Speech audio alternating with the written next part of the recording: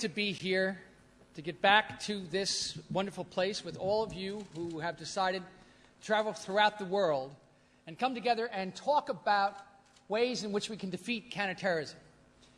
Now, a lot of the presentations that you hear today are focused primarily on the academic side of counterterrorism, the ideas and the motivations and some of the strategies that you can use.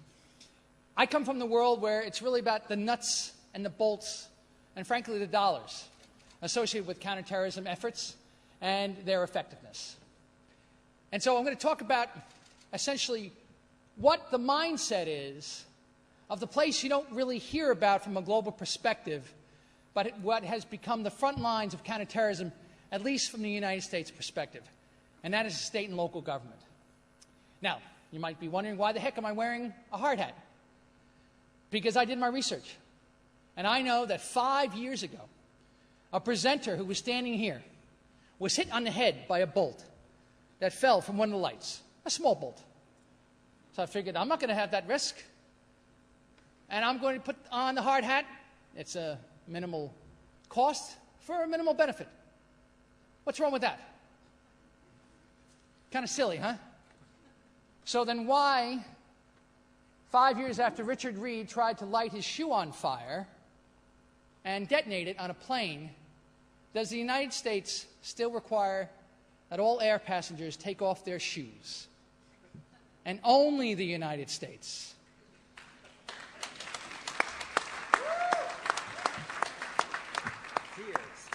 And I'll tell you why. It is something that a lot of people don't necessarily get a chance to appreciate. And that's because the United States, as many governments are, is a reactive government. We have been accused of fighting the last war, of preparing for the last attack. And in many regards, that is accurate. After 9/11, the United States had to wake up to a threat that was, yes, asymmetrical, but was no longer either conceptually or practically a threat from overseas. The war of terrorism came home. And so automatically, overnight, what you had was the deputization, if you will, of the first responder in every home, town, and village in the United States. And this was expected to be done immediately, with no real concern about the costs associated with that effort. Make sure it doesn't happen again. So we set forth in trying to develop what I refer to as the two sides of the Homeland Security coin: the hardware and the software. The hardware being the gates, guards, guns, and gadgets of Homeland, and the other side being the planning, training, and exercising. And the goal was nothing less than to make every firefighter, every sheriff, every deputy someone who could respond and hopefully prevent a terrorist attack. And as we all know, the great lessons of war is that when you try to protect everything, you wind up protecting nothing. I entered into this drama in 2002 when Secretary Tom Ridge appointed me to a task force to examine how money flowed from the federal government down to the state and local governments. And what became very apparent very quickly was that those levels of government, though they were good at providing electricity and water and social services benefits, were completely out of their league when it came to protecting their citizens from a threat that they could not predict. And so we have spent so far $11 billion to a sector of the governmental economy that we'd never seen before. A mobilization of local assets and resources without a strategic plan. And when you consider the ramifications, just some numbers for you. In the United States, there are 17,000 law enforcement agencies. 30,000 fire departments, 15,000 emergency operations center, 5,500 hospitals, and 80,000 county and parish governments. Many of those, in addition to receiving the Homeland Security dollars, also have the ability to raise their own dollars through taxation or the levy of fines and fees, which gives them, to a large extent, the autonomy to develop the systems that they believe will protect their population. That is also the bad news, because with that autonomy comes absolutely no uniformity. And what the Department of Homeland Security in the United States has really struggled to do is to first decide what is the capability that you should have for places like New York City or places like Selma, Alabama. What is the threat that you're going to be looking to try to prevent, react, and mitigate? And at the end of the day, when the money begins to lessen, though I don't see that happening really anytime soon, who will be left to continue the safety? As you heard from my background, I was in politics for a long, long time. And one thing I know is that once you give your constituents a service or a benefit, it is enormously difficult to take it away. You do so at your own peril. So what has become apparent also is that the strategies that we need to protect the population of a place like the United States reside, to a great extent, in the private sector. Now, many of the technological solutions that are available could, in fact, add enormous value to the attempt to protect the population. But what I've also discovered is that the world of the Defense Department, the world of the security agencies, are not in a position to take what they usually do for the purchase of an F-16 and bring it down to the purchase of a first responder notification system. When the federal government considers a military apparatus, they have all sorts of test beds, they have all sorts of agencies to measure and to evaluate the efficacy, the cost, and the benefit of that particular product. Not so for the Homeland Security device.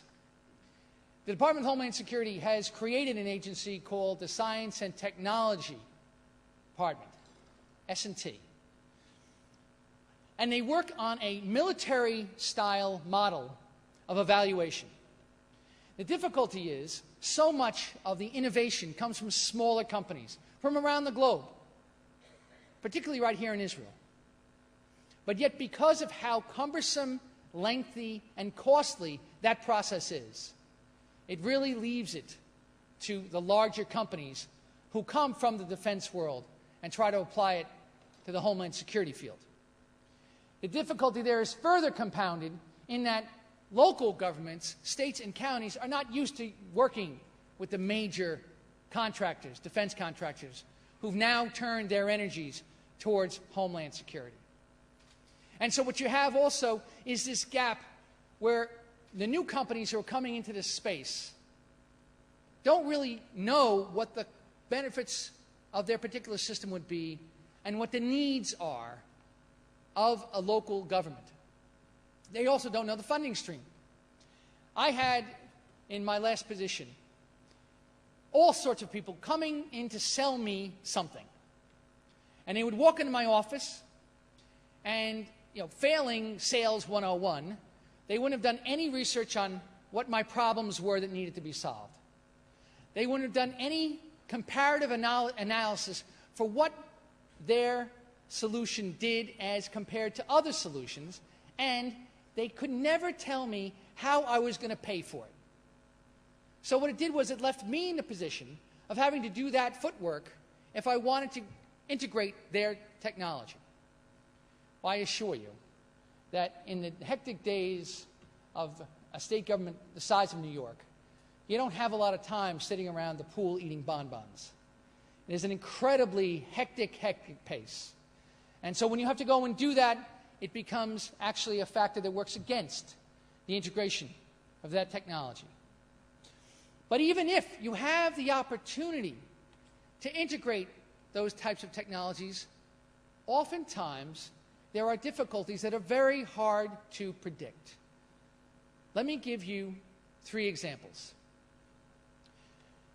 One of the, if you go back to Boaz's discussion this morning, he talked about radiological threats, chemical threats, and biological threats. Well, these are all low probability, high impact events. We all know that. Well, this is what happens when you try to implement solutions.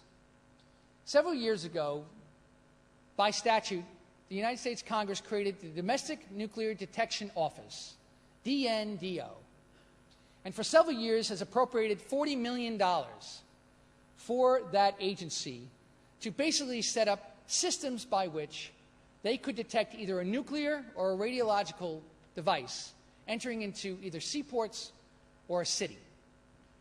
In New York, this program was piloted through a program called Secure the Cities. And essentially it's a ring deployment that is designed to basically push out the barriers for detection so that should something come in, they'll pick it up. A part of the plan was to provide local law enforcement with certain detectors that could do a standoff detection. And they were going to give it to police officers, including the state police, which I oversaw, to go in and basically drive around and see if they couldn't find a car that had some radiation signature. A couple of problems. Obviously, you have to train the law enforcement personnel on how to use this technology. But secondly, given the availability of nuclear medicine, so oftentimes as you're driving down the road and you get a hit, it's someone who's had a barium series. Now the question becomes, under New York penal law, how do you stop them, detain them, with no suspicious behavior? We had to work through that. But from a more practical perspective, having spoken with a Rockland County sheriff, Rockland County is just north of New York City, but it was a part of this process. The police officer said to me, "So, you know anything about that program?" I said, "Yes, actually, I sit on the advisory board, and what do you think? It's a pretty good program, right?" He says, "Well, I don't really know." I said, "Well, why? Do you have a lot of false positives?" He says, "I don't know." I said, "Why?" He goes, "All the machines you've given me, they're in the closet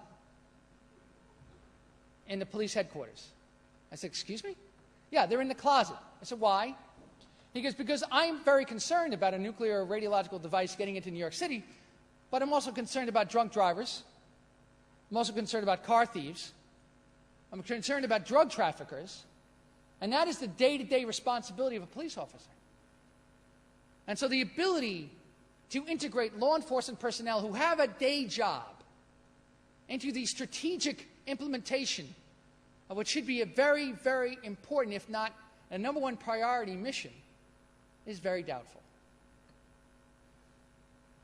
Another instance, biological weapons.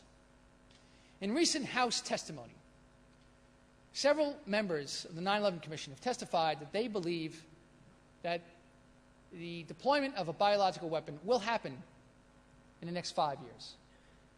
And if you go through the testimony, you'll see that the number one agent that they refer to is anthrax. Many of you may have read literature on this. Anthrax is more easily handled and more easily developed than, say, other chemical weapons. It doesn't necessarily have to come from a munition, and can be homemade, if you will, given certain laboratory requirements, and is effectively aerosolized and therefore speeding dispersal. There are companies that produce an anthrax vaccination. In a recent regulation, the Department of Homeland Security Secretary has mandated that first responders particularly police officers, firefighters, and emergency personnel, be vaccinated. Because if there is an anthrax event, like the United States suffered in 2001, the problem is that when you go into the event, you don't know what you're facing. And as much as there is a prevalence of the level A biocontainment suits in many of the world's law enforcement offices, but particularly in places like New York City and Los Angeles, the practicality of getting a call and walking in full gear is just not practical. And so what should be intuitive, that the first responder would want this proactive protection, turns out to be counterintuitive, and that the firefighters don't want anything to do with it until they know that it's perfectly safe, that there's no side effects. And therefore, many of the unions are resisting this inoculation process. Many local governments don't understand the need to provide this to their first responders. And so, at least as to one threat, you have a solution. And yet, because of the time period and the low probability of this high-impact event, you don't have the motivation for the first responders to be vaccinated. Third example. Heard much about chemical weapons. And probably one of the most prevalent fatal chemicals from an inhalation perspective is chlorine. There was a collision in the South about 5 or 6 years ago where 2 tanker cars filled with chlorine hit into each other and ruptured. There was a resulting plume, and 5 people died, less than 100 people were injured. This is pointed to as the reason why this type of material should not be easily transported across the rail lines of the United States. Yet, it is a chemical that is used in a great number of manufacturing processes. When you take a look at the actual event, what you find is that if the first responders had been properly trained in how to approach this hazardous material incident, that the loss of life and the injuries would have been greatly reduced. But yet, this drives many in Congress to look at the transportation of this hazardous material as being something that should be restricted, if not possibly eliminated in some way, shape, or form. Again, we have a solution: better training for all first responders. Certainly people who are around the rail lines, and yet that's not the path, or that's not a part of the debate that's being discussed now in the Congress. So, what do you do? And how should you approach government? How can you provide value? And so that's the first thing I would say, that what many of the local governments and state governments lack is that understanding of what their problems are. And the private sector can do so much in terms of understanding and bringing forth information. Try to close that delta. Try to add value to the discussion. The other thing that I think you have to consider doing if you're going to be in this market, and it is a multi-billion-dollar market, is try to change the dynamic. Don't do what so many people did to me. Here, Secretary Balboni, here's a widget. Buy it. It's the best of its kind. That doesn't work. What works instead is if you came to me and you said, I have a system which is green security. You can do building perimeter protection system that actually saves energy. So when the worker comes to the door off hours and uses a biometric, either a retinal scan, a thumbprint, facial imaging, that the computer recognizes it and works with the smart building concept, and now only activates the doors that that person is permitted to go to, and only activates the HVAC for that particular place. Also works within the smart building concept of heat radiation and keeping the level of the building constant, preventing the spikes, while using the cameras to prevent the intrusion of a perimeter and notification of responding law enforcement. That little piece on security, you could actually say that you could save money, will be enormously, enormously advantageous to the discussion. We must develop systems that are just-in-time emergency responses. Right after 9/11, we were told we had to prepare the state, and we were given dollars to go and do that. Well, how do you do that? What do you buy for people? What we did was we bought these very large containers, and we filled them with Level A suits, Mark IV chemical response kits, tranquilizers, bedding, all sorts of different materials, and we delivered them to municipalities around the state. Well, then we were applauded by the Department of Homeland Security as being innovative and dispersing the material in a way that made sense. Well, now it's 9 years later. Many of the items that are in that container now either have gone bad or people who were trained on them once have moved on. And so it's not sustainable. We have a just-in-time economy in this world, and we rely on it to get us the things when we need them. Well, why can't we do that with emergency response as well? And the last is we must take the information, the data, and the video streams and make it not just forensic, but preventative. We must use the video systems, first of all, keeping in mind civil rights and the protection of personal identities, but also the ability to provide an advantage to law enforcement prior to the event. Easier said than done. What it really means is to do a very good facial matching list, which is difficult in its own rights, but that is the evolution of the technology that needs to happen. So where does this leave us? This leaves us with the acknowledgement of the fact that in many respects we have failed in our mission to protect the entire country of the United States through massive infusions of dollars. We have also failed in bridging the gap between the private sector innovation and the public sector need. I think what we should do is get into the nuts and bolts and try to understand more of who we're talking to. Because, ladies and gentlemen, if we don't try to bridge that gap and that appreciation, we will never get government to take off their hard hats. Thank you very much.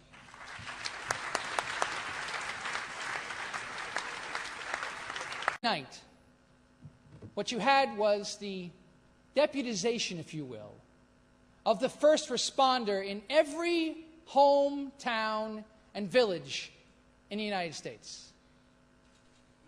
And this was expected to be done immediately, with no real concern about the costs associated with that effort.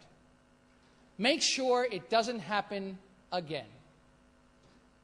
So we set forth in trying to develop what I refer to as the two sides of the Homeland Security coin: the hardware and the software. The hardware being the gates, guards, guns, and gadgets of Homeland, and the other side being the planning, training, and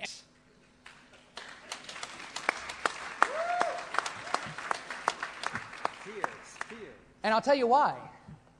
It is something that a lot of people don't necessarily get a chance to appreciate, and that's because the United States, as many governments are, is a reactive government.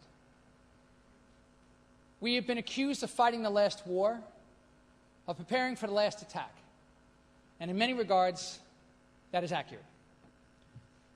After 9/11, the United States had to wake up to a threat that was, yes, asymmetrical, but was no longer either conceptually or practically a threat from overseas. The war of terrorism came home. And so automatically over-exercising. And the goal was nothing less than to make every firefighter, every sheriff, every deputy someone who could respond and hopefully prevent a terrorist attack. And as we all know, the great lessons of war is that when you try to protect everything, you wind up protecting nothing. I entered into this drama in 2002 when Secretary Tom Ridge appointed me to a task force to examine how money flowed from the federal government down to the state and local governments. And what became very apparent very quickly was that those levels of government, and that is state and local government. Now, you might be wondering, why the heck am I wearing a hard hat? Because I did my research. And I know that 5 years ago, a presenter who was standing here was hit on the head by a bolt that fell from one of the lights, a small bolt. So I figured, I'm not going to have that risk. And I'm going to put on the hard hat. It's a minimal cost for a minimal benefit. What's wrong with that? Kind of silly, huh? So then why, 5 years after Richard Reed tried to light his shoe on fire and detonate it on a plane, does the United States still require that all air passengers take off their shoes?